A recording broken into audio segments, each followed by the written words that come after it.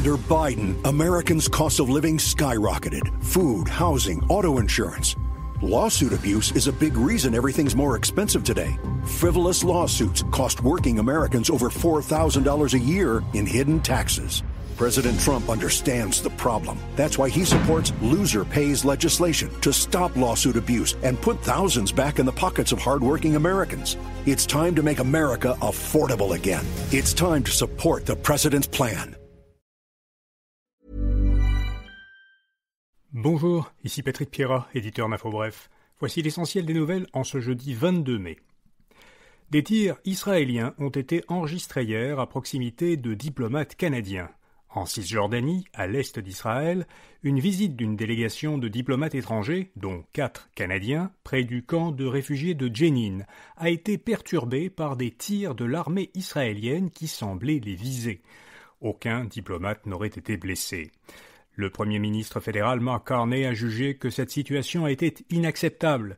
Le gouvernement fédéral a convoqué l'ambassadeur d'Israël au Canada pour lui demander des explications. Ottawa exige une enquête complète et que des comptes soient rendus.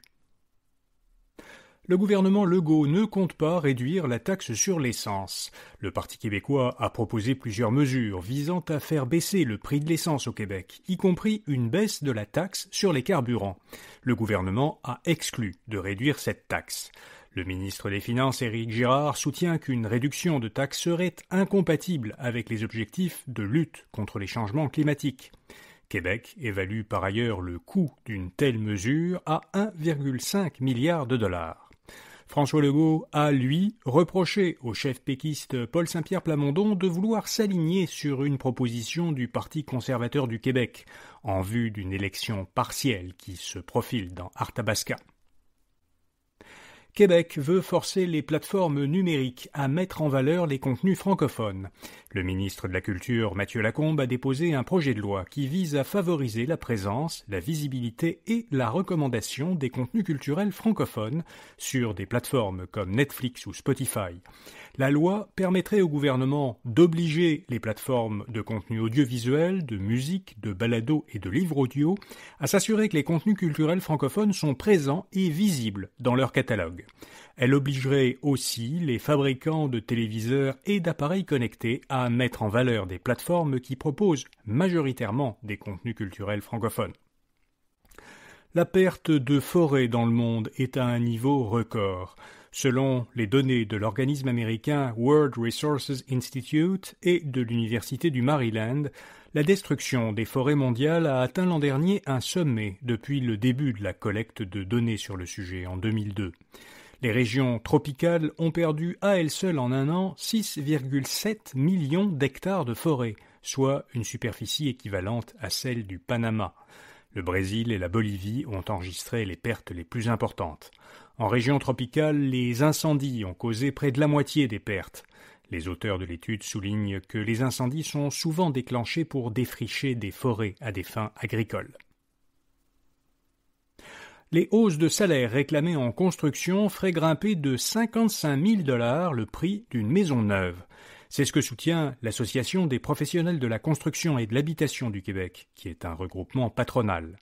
Ce regroupement vient de rejeter une proposition de l'Alliance syndicale qui représente, elle, environ 200 000 travailleurs de la construction du secteur résidentiel. L'Alliance demande des augmentations salariales de 8,35% pour la première année, puis de 6%, 5,5% et 4,5% les 3 années suivantes. Ses membres ont voté en faveur d'un mandat de grève, mandat qui pourrait s'appliquer à tout moment. La Caisse de dépôt a investi massivement dans BCE. La CDPQ a acheté au cours des 3 premiers mois de l'année, pour environ 200 millions de dollars d'actions de la société mère de Bell Canada. Depuis environ 1 an et demi, la Caisse a doublé le nombre d'actions de BCE qu'elle détient. Pendant la même période, le titre boursier du géant des télécommunications a perdu environ 40% de sa valeur. Par ailleurs, BCE a récemment réduit son dividende de plus de moitié. Cela a eu peu d'effet sur sa valeur en bourse. L'Edartec met à pied la quasi-totalité de ses employés. L'entreprise de Québec, qui fabrique des composants pour systèmes d'aide à la conduite automobile, a annoncé qu'elle se séparait au moins temporairement de 138 employés, soit 95% de ses effectifs. Les Dartec expliquent que cette importante restructuration doit lui permettre de préserver sa trésorerie, alors qu'elle poursuit des discussions avec ses créanciers. L'entreprise dit qu'elle évalue plusieurs options, y compris se placer sous la protection de la loi sur les faillites. OpenAI veut développer une gamme d'appareils connectés. L'entreprise américaine vient de conclure sa plus grande acquisition. Elle a acheté pour plus de 6 milliards de dollars américains la start-up I.O., qui conçoit des appareils d'intelligence artificielle. I.O. a été cofondé par Jonathan Paul Ive, qu'on appelle Johnny Ive, un ancien responsable du design des produits d'Apple de 1996 à 2019. Johnny Ive travaillera désormais pour OpenAI. L'acquisition pourrait être un tournant majeur pour OpenAI. L'entreprise, qui était jusqu'ici spécialisée dans le développement de modèles de langage, donc dans du logiciel, veut désormais produire à grande échelle des appareils électroniques. À terme, OpenAI pourrait ainsi concurrencer de grands fabricants comme Apple. Et puis, une IA de Microsoft éclipse les modèles de prévision météo traditionnels. Selon un article publié dans la revue scientifique Nature, un nouveau modèle d'apprentissage de Microsoft, nommé Aurora, surpasse plus de 9 fois sur 10 les prévisions météo des modèles informatiques qui sont actuellement utilisés pour prévoir la météo. Aurora peut prédire en quelques secondes plusieurs phénomènes comme la qualité de l'air, la hauteur des vagues et la trajectoire des tempêtes. Les IA de Google et de la firme chinoise Huawei avaient elles aussi récemment surpassé les modèles de prévision météo traditionnels. Voilà, vous savez l'essentiel. Bonne journée et à demain matin. Running a business is hard work. Building your website shouldn't be. With Wix, you can express your ideas, give direction, then leave the heavy lifting to AI. From site creation to branded content and images. Have fun with the details.